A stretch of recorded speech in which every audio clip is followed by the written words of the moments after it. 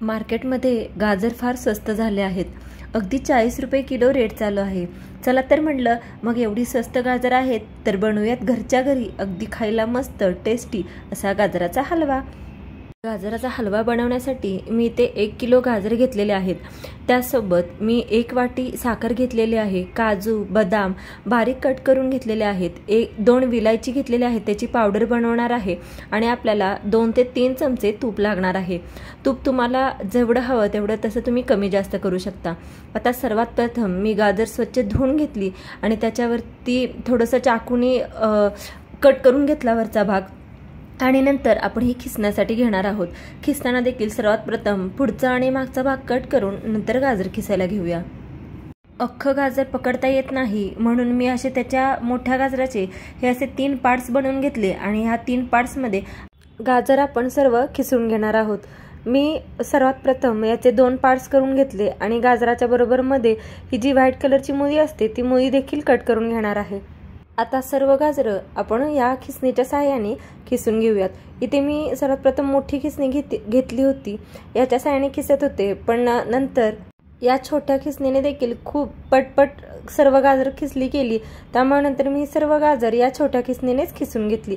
आता आपली सर्व गाजर ही खिसून झालेली आहेत. आता मी कढईमध्ये सर्व गाजर एकत्र भाजण्यासाठी घेणार आहे.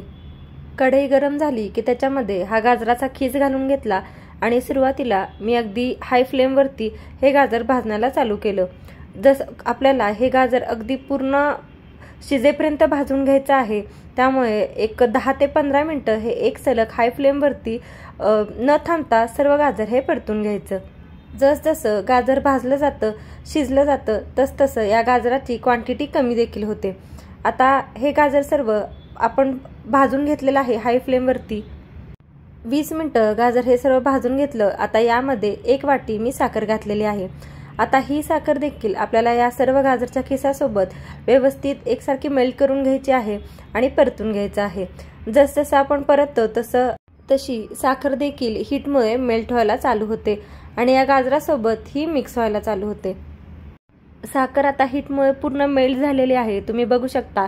आता हे देखील आपल्याला कंटिन्यू 2-2 मिनिटाच्या फरकाने हे कंटिन्यू परतून घ्यायचं आहे, कारण का आता जो ओलसरपणा दिसतोय तो ओलसरपणा आपल्याला दिसला नाही पाहिजे. म्हणजे अगदी कोरडे होईपर्यंत हे आपल्याला एकसारखं परतून घ्यायचं आहे. आता 10 मिनिटासाठी याला मी झाकण बंद करून वाफेवरती शिजण्यासाठी सर्व ठेवणार आहे.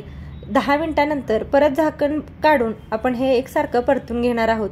याला सारखं परतवण्याची गरज आहे, कारण थोडंसं साखर टाकल्यामुळे ती साखर सर्व मेल्ट झाल्यामुळे हे गाजर खाली लागण्याची शक्यता असते, म्हणून सारखं हे परतून घ्यायचं. आता यामध्येच 1 कप या अंदाजाने मी दूध देखील टाकून घेतलेलं आहे. दुधामुळे देखील एक गाजरच्या हलव्याला एक फ्लेवर खूप मस्त येतो आणि टेस्टी देखील लागतो. आता हे सर्व परतून घेऊन आपण परत याला झाकून ठेवणार आहोत. आता हा गाजराचा हलवा आता थोडा परतून चांगला अर्धा तास आपण मस्त परतून शिजवून घेतलेला आहे. आता यामध्ये मी 2 वेलचीची पावडर बनवून घेतली आहे, ती वेलची पावडर याच्यामध्ये टाकली आणि बदाम काजू हे सर्व जे ड्रायफ्रुट्स आपण बारीक कट करून घेतलेले आहेत ते ड्रायफ्रुट्स याच्यामध्ये घालणार आहोत.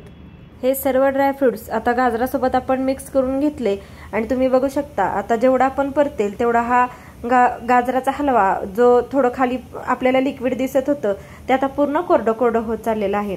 आता यामध्ये आपण 3 ते 4 चमचे तूप घालून घेऊयात. आता तुपासोबत हा हलवा परत एकदा सर्व मिक्स करून घेऊयात आणि अगदी मीडियम गॅस फ्लेमवरती 2 मिनिटं हे झाकून ठेवूयात. म्हणजे तुपाचा जो फ्लेवर आहे तो देखील गाजराच्या हलव्यामध्ये सर्वत्र मस्त पसरला जाईल. हा खायला अगदी टेस्टी आणि सर्वांच्याच आवडीचा गाजराचा मस्त हलवा बनवून खाण्यासाठी सर्व करण्यासाठी रेडी आहे. तुम्हाला ही रेसिपी आवडली असल्यास व्हिडिओला लाईक करा, कमेंट करा, शेअर करा आणि माझ्या मिसेस RYK या यूट्यूब चॅनेलला सबस्क्राईब करा. अशाच विविध रेसिपीज बघण्यासाठी नोटिफिकेशनची बेल आयकॉन नक्की प्रेस करा. Thank you so much.